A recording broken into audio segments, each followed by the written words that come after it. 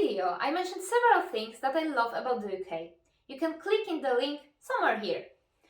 But no country is perfect. There are also things that I don't like, things that annoy me, and that's what I'm gonna talk about in this video. That by any means is not an attack on the UK. I love the UK. I love living here. Also, all the points that I'm going to make are just my own opinion. If you think otherwise, great! Tell me why you think so in the comment. I'd love to look at those things from your perspective. What do you do if you spill something, like coffee or red wine, on the hard floor?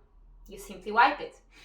What if your dog has an unfortunate accident and leaves an unpleasant surprise on the hard floor? Well, cleaning it is probably not the nicest task, but you can just scrub it with some Domestos and you'll never know it has ever been there. Well, Brits collectively decided that they hate easy cleaning and they just love unhygienic, impossible to clean fixed carpets. I just can't understand it. Okay, maybe you like the soft feel under your feet, but then there are rugs, and with rugs you can simply pay once a year and get it professionally cleaned. Okay, I know that there are carpet cleaners, but I just can't believe you can really clean a carpet without removing it. And try removing pet hair from the carpet. And hard floors? They're amazing. You can vacuum and mop it, and it's perfectly clean. Back in Poland, when I was 13 or 14, I was cycling to school every day. And it was possible because there were a lot of cycle lanes and they were a part of a pavement instead of the road. Here, you don't really have many cycle lanes, and even if you do, most of them are part of the road. I often laugh that cycling here is suicide with extra steps. In many European countries, even very young children cycle to school, people cycle to work. Here, I wouldn't imagine letting your child cycle anywhere. That would be just crazy dangerous. I know that houses here in the UK are relatively small and you'd want to maximize the living space. But please, don't do that by making the stairs so steep and narrow. I'm young and able-bodied, and even I am scared that I'm gonna fall down the stairs and break my neck. I can't imagine how it feels when you're not so young or if you have disabilities. I still remember my first flat in the UK. I couldn't believe such stairs are even legal. They reminded me more of a ladder than the stairs. I think that in most European countries, trains are one of the most affordable ways of travel. Here, in the UK, it's completely different. Trains are so expensive here that I'm pretty sure that traveling by car is much more affordable. And I don't really think so that's an effective way of convincing people to take public transport instead of going by car. I don't have a car and I have to travel to London sometimes. I think the last time I went to London, I spent around £60 altogether, which is mind-blowing. If you love rain and mud, say no more. You will have them both almost the entire winter. No snow, just rain.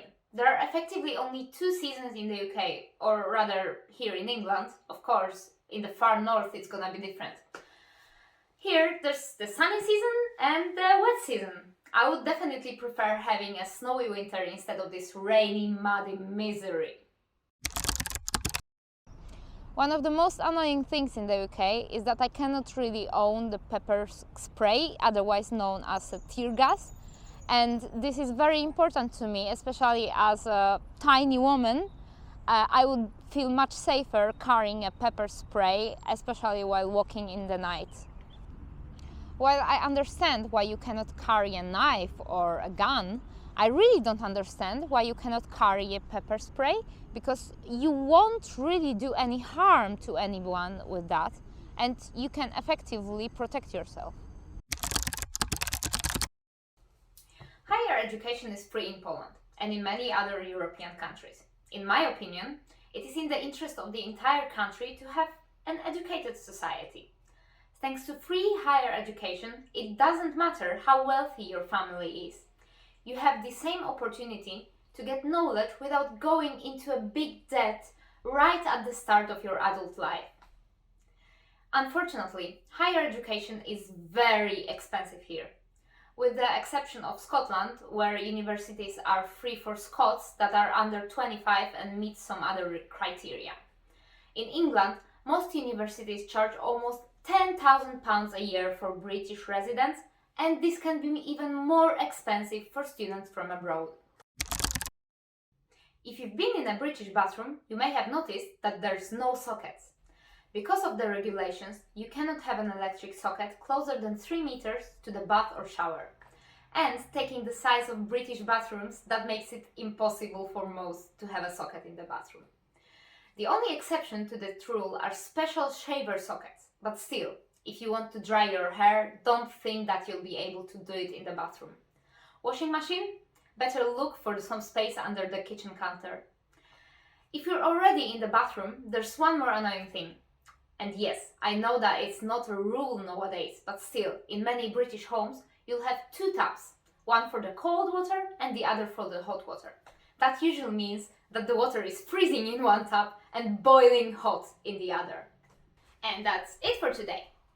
Tell me down in the comments what is your opinion on the things that I mentioned. Also, tell me what you don't like about the country you live in. Don't forget to like and subscribe. See you next time. Bye!